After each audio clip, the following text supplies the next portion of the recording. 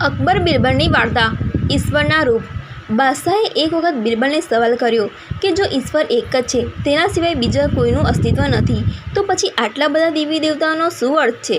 બિરબલે દીવાની ખાસના પહેરા પર ઊભેલ એક સંતરીને બોલાવીને તેની પાઘડી તરફ ઇશારો કરતા બાદશાહને પૂછ્યું કે તે શું છે? અકબરે હસતા જવાબ આપ્યો, પાઘડી। બિરબલે સંતરીને પાઘડી ખોલવા માટે કહ્યું। તેને અચકાતા પોતાની પાઘડી ખોલી દીધી। બિરબલે તેને કમરમાં બાંધવા માટે કહ્યું। સંતરીએ એવું કર્યું। પછી બિરબલે ફરીથી બાદશાહને પૂછ્યું કે તે શું છે? અકબરે કહ્યું, કમરબંધ।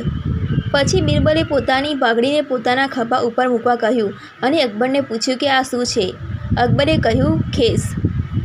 બિરબલે તે વસ્ત્રને પોતાના હાથમાં લઈને પૂછ્યું, પણ હકીકતમાં આ શું છે? અકબરે પણ પૂછ્યું, શું છે?